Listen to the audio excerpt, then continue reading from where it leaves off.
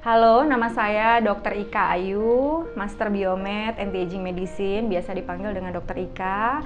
Saya bekerja dan berpengalaman di bidang anti-aging dan estetik kurang lebih 13 tahun. Jadi awalnya saya mengambil kedokteran itu, kedokteran umum dulu, yaitu sekolahnya 4 tahun. 4 tahun itu di kampus.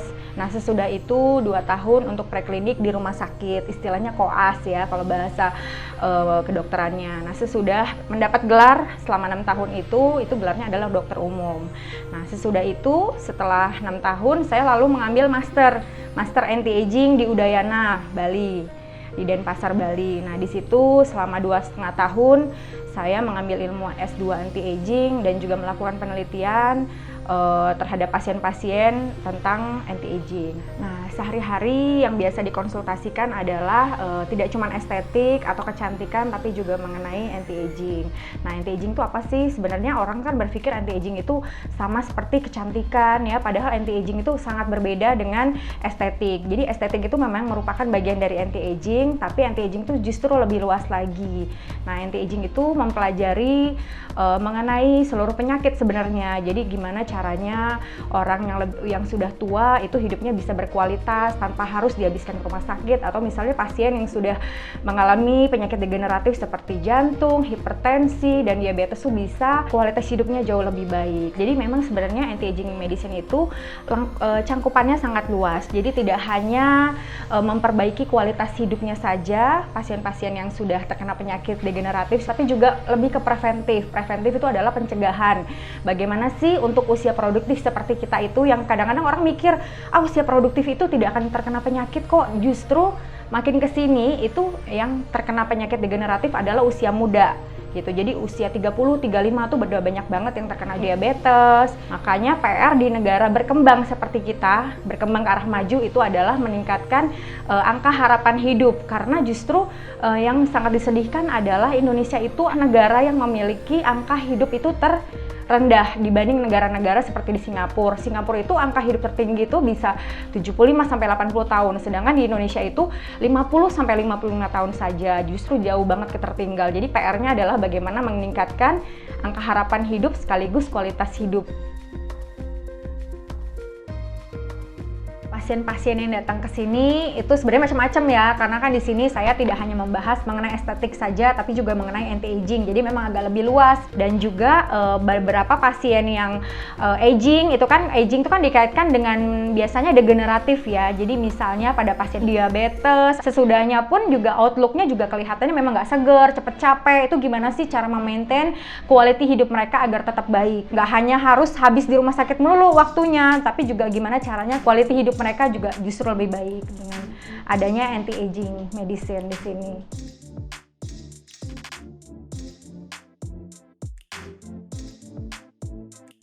Oke, saya cek sebentar ya. Oke, nah ini SOP Alpha ini adalah mengandung salmon ovari peptide ya.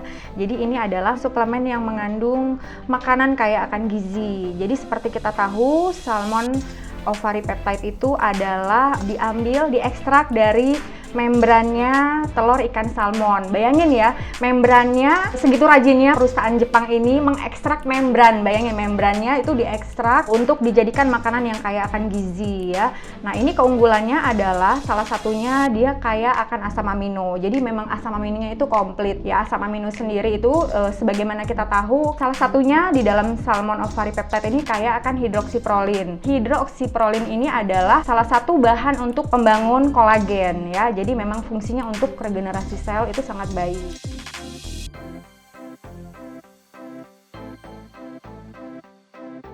Ya, jurnal internasional, bahkan beberapa jurnal itu pun dari penelitian-penelitian. Jadi mereka sebelum membuat produk itu mereka juga melakukan penelitian.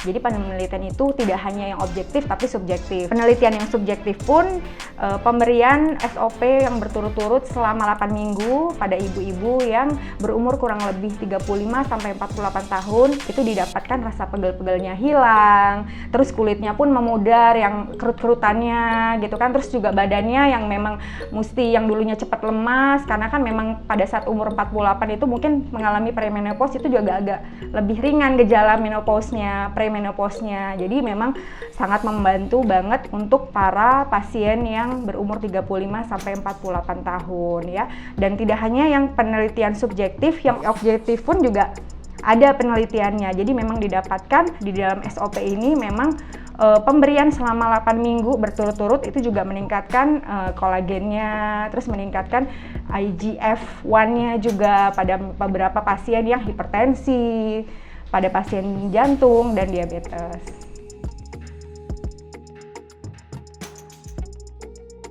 Penyakit degeneratif adalah penyakit yang dikarenakan memang proses degenerasi setiap tubuh itu kan kita akan mengalami, ujung-ujung kita akan tua.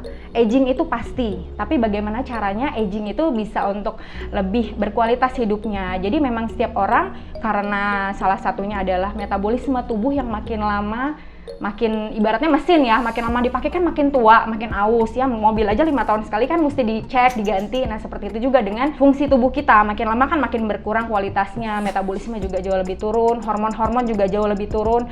Nah itu bisa menimbulkan proses-proses degenerasi tubuh, seperti misalnya jantung, atau kanker, atau misalnya stroke, atau diabetes. Itu semua dikarenakan oleh proses degenerasi tubuh, karena memang berkurangnya fungsi tubuh secara normal.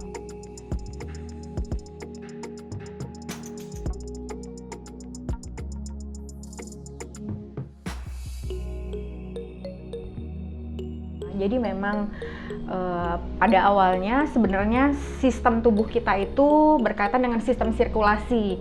Jadi kalau kita bicara sirkulasi seperti sungai aja atau seperti selokan ya, jadi memang harus semuanya sinergis lancar. Jadi tidak hanya isinya saja yang bersih, tapi juga salurannya mesti bagus.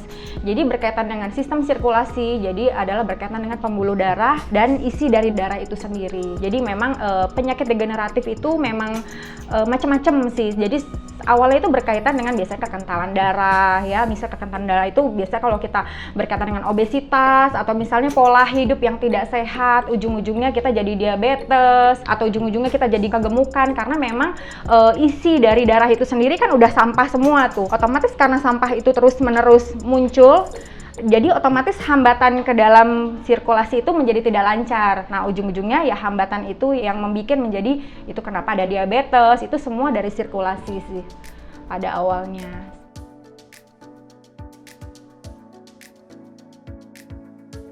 Nah, pembuluh darah itu bisa tersumbat itu karena kan memang pola hidup nomor 1. Pola hidup makan yang nggak sehat, apalagi pola hidup zaman now ya, dimana gula-gula, manis-manis, zaman sekarang boba-bobaan ya, martabak yang lucu-lucu, pokoknya makanan yang lucu-lucu itu kurang lebih jarang ada yang sehat.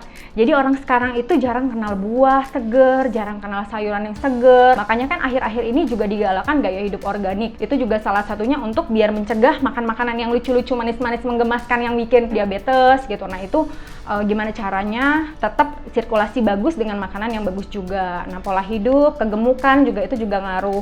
Merokok, terus misalnya begadang, stres lagi pandemi ya, tekanan hidup makin berat. Nah itu kenapa rentan banget terkena penyakit, apalagi sekarang COVID-19 ya. Nah itu salah satu yang komorbid mempengaruhi banyaknya kematian juga salah satunya itu.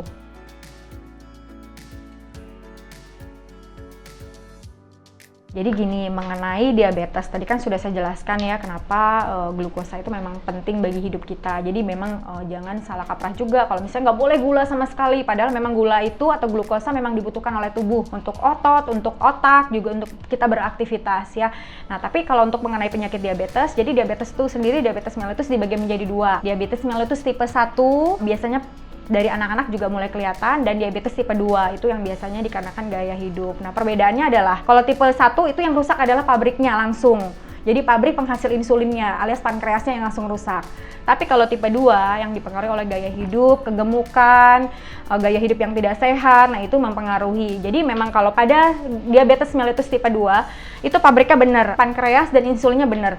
Tapi sel reseptornya itu yang nggak benar. Jadi memang pada yang tipe 2 memang sel-selnya yang untuk menangkap si insulin itu yang rusak. Cara kerja SOP atau Salmon Ovary Peptide pada diabetes mellitus adalah dia meningkatkan sekresi IGF-1 yaitu insulin growth factor 1 yang biasanya berkurang pada pasien yang diabetes. Jadi dia bisa membantu meningkatkan sekresi IGF-1 sehingga fungsi-fungsinya menjadi normal. Setelah saya dikasih tahu sama temen yang namanya SOP Alpha, baru 3 kali minum dalam sehari 2 kali mengalami penurunan sekitar 244. Badan saya pun merasakan enteng, seger, ada kesemangatan. Nyata Sop Alpha 1 box itu kurang 3 hari sudah saya rasakan banyak. Jalan juga alhamdulillah enggak sakit, badan juga enak, enggak loyo. Kita punya semangat. Setelah saya minum Sop Alpha, ya kan, setelah cek dokter, alhamdulillah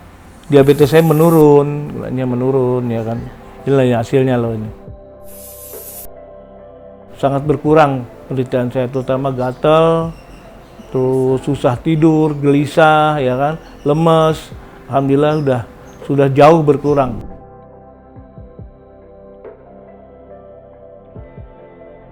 Salmon Ovari Peptide menurut saya adalah makanan yang mengandung zat gizi yang lengkap. Kenapa? Karena asam aminonya adalah komposisinya sangat lengkap. Dan yang utama adalah karena hidroksiprolinnya yang sangat tinggi, yaitu salah satu zat yang untuk membentuk kolagen ya.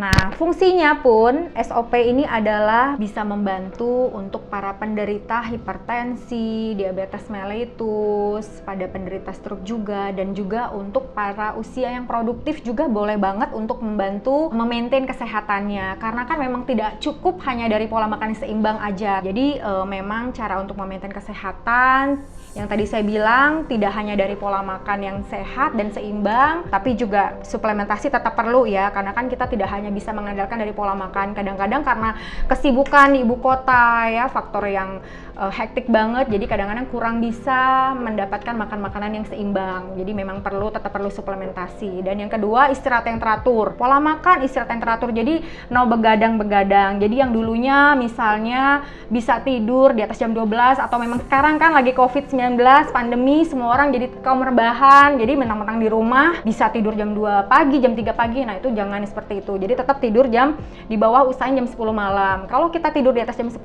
hormon-hormon itu berkurang juga jumlahnya kalau pada saat kita begadang. Dan yang ketiga, olahraga yang teratur, minimal seminggu 3 kali. Itu memang harus olahraga yang rutin ya, tidak usah yang terlalu berat olahraganya, tapi juga yang penting olahraga yang teratur. Nah, terus yang terakhir, jangan stres ya, walaupun misalnya aktivitas padat, terutama apalagi lagi kondisi COVID seperti sekarang, pandemi, tetap harus menjaga kesehatan, harus menjaga kewarasan juga, jangan stres, karena kalau stres kita juga bisa menurunkan imun kita juga.